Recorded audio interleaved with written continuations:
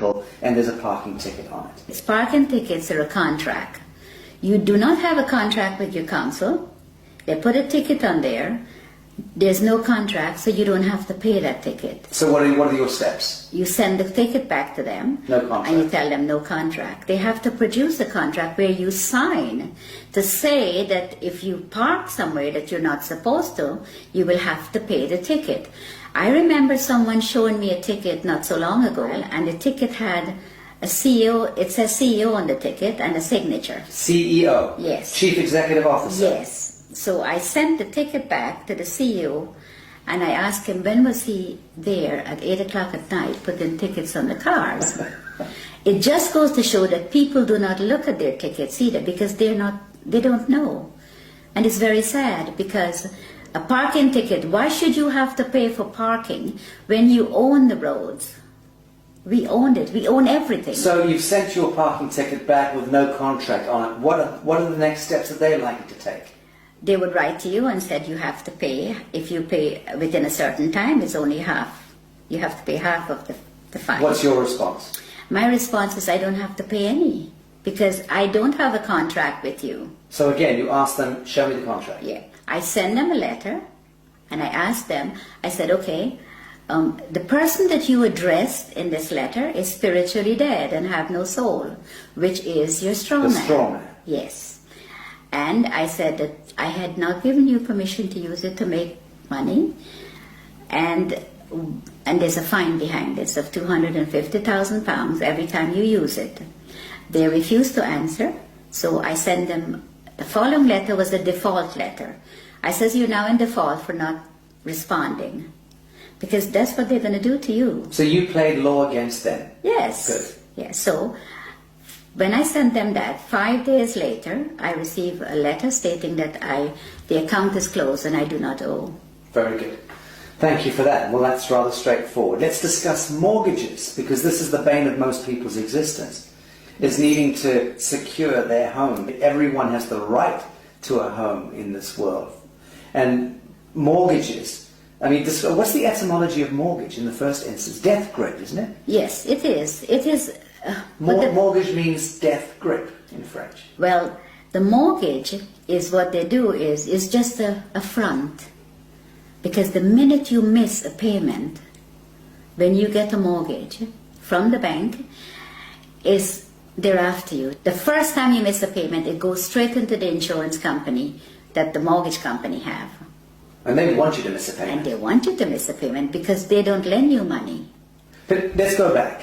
Your house is, let's say, worth $100,000. Now, when you apply for a mortgage, they don't have the $100,000, but you come along with your block black capital signature, you sign the application, they then monetize your signature by having $100,000 worth of your value discharged against your treasury bond. Yes. That money they then lend to you, and they double dip because they then get you to pay that money back plus interest. What they do is they don't lend you that. They don't lend you anything.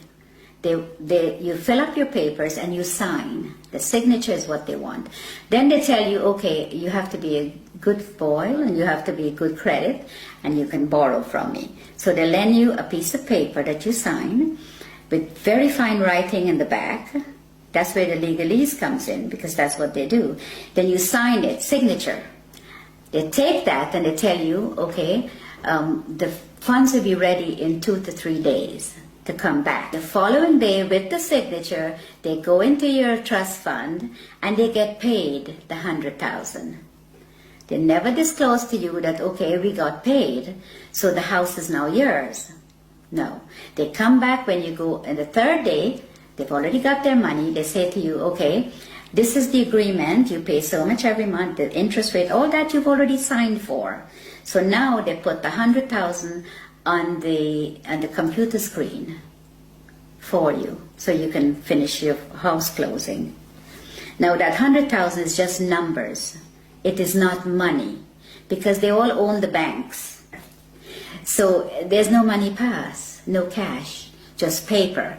But they have your $100,000 already. If you don't pay, they take the house. They don't want nothing. They want the property, because the money is just paper. It has no value. So the property has value, so they take the property.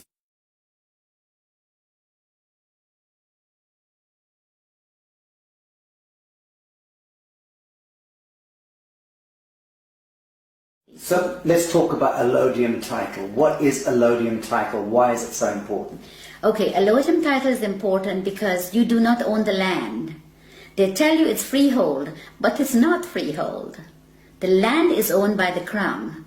All the land in England. I'm a farmer in Minnesota, and you're saying that my land is owned by the Queen. Yes. I'm a farmer in Mozambique. Your land is owned by the Queen. The Queen of England. The Queen of England. She owns all the land. So what happens is you own that piece of brick that's sitting on it that they call freehold or your house. You own that. You don't own the land. So the land, the allodium title, is to own your land. So you can put a sign up and says no trespassing, private property. When you put that sign up, you have to own the land. Because owning the house doesn't mean anything. It's the land they want. See, the bank takes the house, which is part of the Crown, and the Crown owns the land. That's how it works. And you don't own anything. Ever. Ever. You are just a mere user. So long as you are acting as your straw man. Now, when we reclaim ourselves from this fiction, and we do it as a people, many of us do it, what then do you see? How do you see the dissolution of government, the dissolution of this behemoth, this Molochite monster that has taken over our lives, indentured us into bonded slavery all around the world, 7 billion souls, owned and controlled, indentured to a couple of hundred National Reserve banks themselves, indentured into the Bank of International Settlements, that controlled through the US Treasury, the Federal Reserve, the IFC, the IMF, the World Bank, and so on, back to the Crown of England, and behind that, the Vatican. So all of that grotesquerie, that fiction, when do you see us as a people of the world reclaiming real reality from that fiction? And how is that likely to play out?